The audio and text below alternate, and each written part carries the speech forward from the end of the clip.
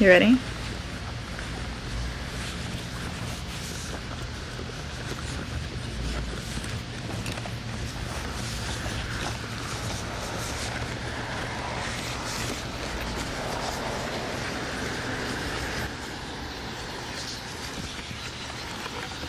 Local solar time here.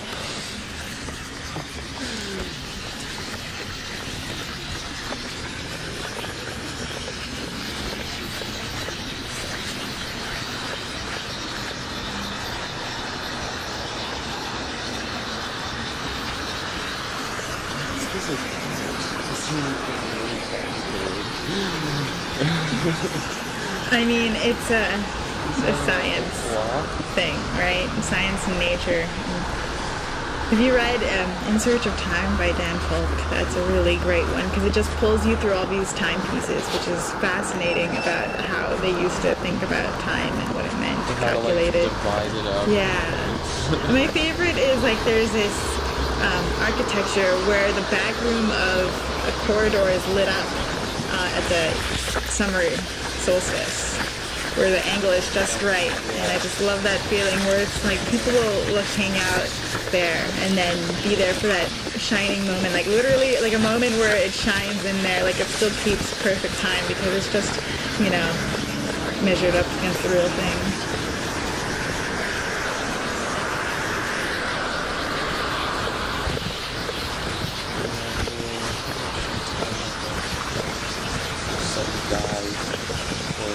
There's some like ultimate plot, there's like the plot, the best plot, like just cutting up commentary and everything. I think that's how you describe it. Because it's like the opposite of SpongeBob. You know, it's that shocking method in that you're being aware of the movement of time. That's exactly what a computer needs to do, and that's what it needs to do in order to exist, to just be less time.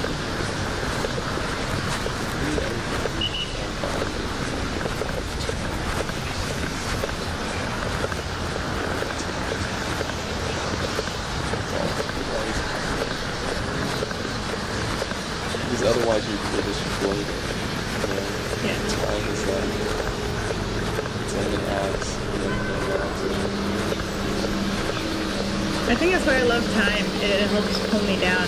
Sometimes I feel like I'm on this long train and it's intense feeling because everything seems chaotic and wishing by too quickly. And time is this little bookmark that like pulls me like a string on a balloon.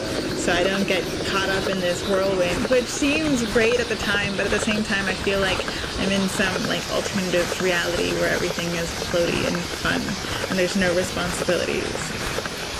I feel myself sometimes about Russia, about like realizing maybe rushing to complete this for you can just move in time. You don't have to move faster than you normally do. Just don't worry that you're not doing something that you should be doing. Just, or, you fall behind how good you should be at, or what your expectations for yourself are, and that's where you should be at. And, worrying about that too much takes you out of actually just slowly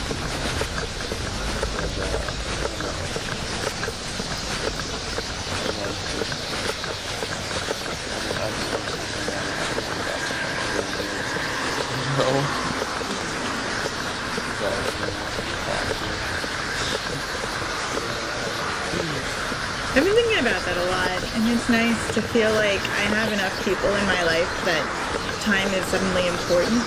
If anything, time just gets you to go a little faster, so you can kind of live a more of a life, but in a faster rate, so what that ultimately gives you in the long run it's hard to know. Maybe you rough your entire life. Maybe you'll do more things, but will you accomplish more things? I don't know. Maybe you'll get okay in a whole bunch of different things that will last you one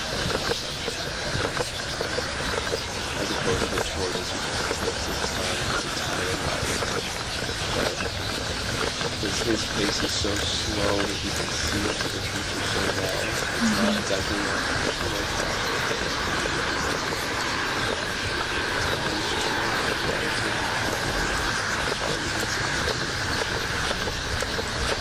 Yeah, I've been thinking about that a lot lately. So I was talking to my mom about like what it meant to like for me to just like hang out, and she said that she knew what it was like, and it's just a slow time, and that gave me a lot of freedom to just be like, oh, I mean, no one's expecting anything of me for the next 2 years. I could do whatever I want. And I don't know what it means. Well, like, I mean, no one's ever really expecting something of me, but I'm expecting something of me where it kind of, like, there's, like, a project, like, forming around me, and I don't know what it is yet. But, you know, like, every 2 years I feel like things happen. Like, things have been happening, and it's awesome, and I don't know. I can say that to myself. It makes sense for me. See, that's what I'm saying about, like, the weird chop there is that, yeah, it feels really good because, yeah, like those kids that are dying of cancer and stuff, like those people have like this set deadline out where they kind of like say, well, I'm gonna literally be dead, but it gives them like this newfound freedom to play with all the time that they have because they know that they have it. Yeah. It's like a canvas, right, where you have to know where the boundaries are before you can play with it.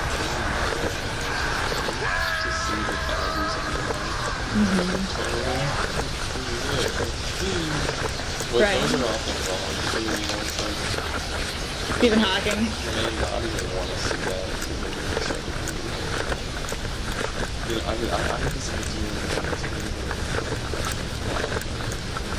I'm not actually that I was told by some who, you know, when I was a kid, he was like sticking his nose in my back. Entirely, I was allergic to gas, and I believed it for years. And I was really just wondering, like, maybe I'm gonna decide not to be allergic to gas anymore, and I'm gonna just not believe it. I'm just gonna let that fear like infiltrate anymore. I'm just gonna forget that you told me, and I'm just gonna make myself different.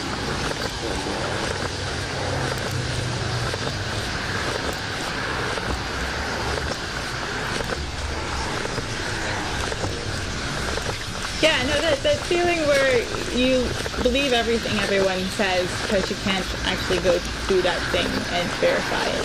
And so you begin to realize that reality is this fabric that people are weaving and can sometimes manipulate and say, you know, like the edible rock story, that's still blowing with my mind to this day, or just like this kid, Stefan Gruber. Yeah.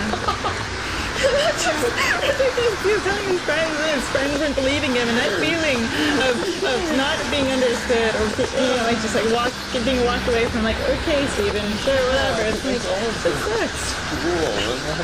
But I love that magic sense to it, that hope. Like, there'll be those rocks. I'll find them again, and I'll show everybody. Like, he could have been holding on to that hope for a long time. Like, yeah, the rest of his life, even. But like, the hard times.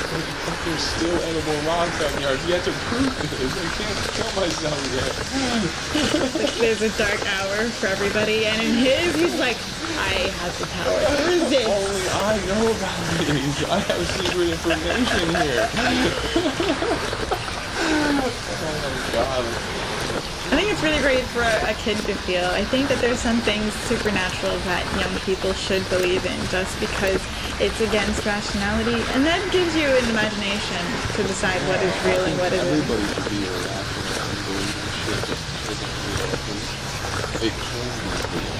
I think it's like this weird line you have to straddle where you acknowledge that it's something you like kind of buy into, but it's a very thin line that could be bolstered by some other force potentially. Like that notion where it's like, we're creating these worlds, and at one point it'll become so real that it's just a matter of from whose perspective.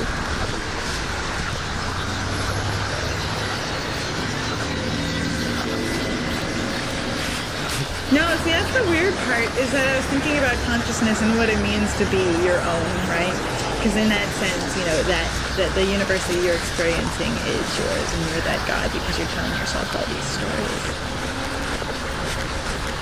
In your culture of one, you are a God in that universe, is all I'm saying. And I like, sorry, you're just kind of like, no.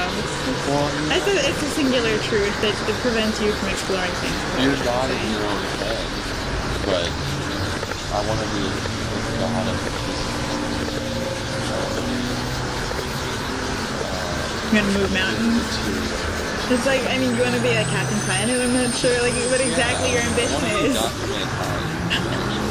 But that gives you a head trip. It's like after a while you realize how feeble everything is and how useless it is to try to do stuff because you have all this power and then there's no game in it, right? Yeah, when he spent his time just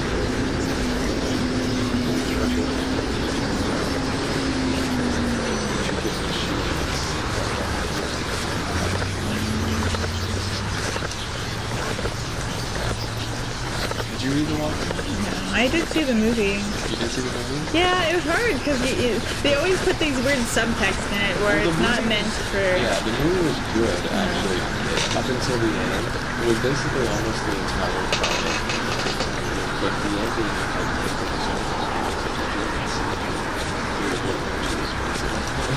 it was like, instead of... I forgot what was the weapon. It was just documented. Yeah, people in the comic book, it's just this gigantic, awesomely beautiful and gross, just like alien blob. Like, it's not a blob, it's like tentacles. It's just some weird, fleshy beast that comes from the sky and destroys the cities. And it looks really sick. It's like, it's all like, mostly just no words.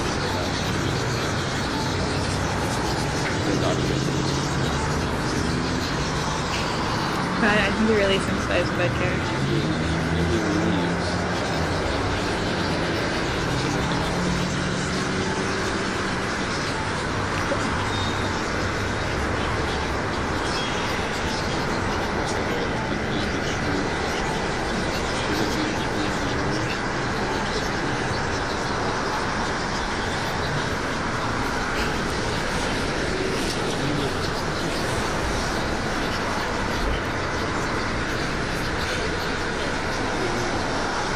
Alright, let me just put this mic close for you.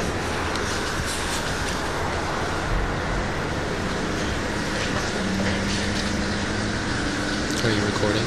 Yeah. Let me just double check.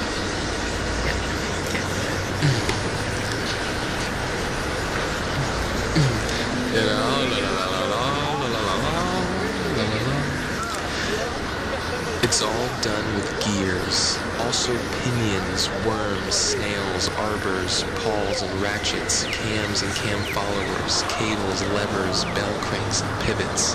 The actual time-keeping mechanism, a pendulum, an escapement much like the ones present in other clocks, drives the gear train for mean solar time. All the other astronomical and calendrical functions are derived from that basic steady motion. For example, local solar time is calculated by applying two correlations to mean solar time. The first correction compensates for seasonal changes in the length of the day, the second for variations in the Earth's orbital velocity as it follows its slightly elliptical path around the Sun. The corrections also computed by a pair of profile wheels whose rims are machined to trace out a graph of the appropriate mathematical function. A roller following the profile as the wheel turns adjusts the speed of the local solar time pointer accordingly. The computation of lunar motion requires 5 correction terms and 5 profile wheels. They all have names: anomaly, evection, variation, annual equation, reduction.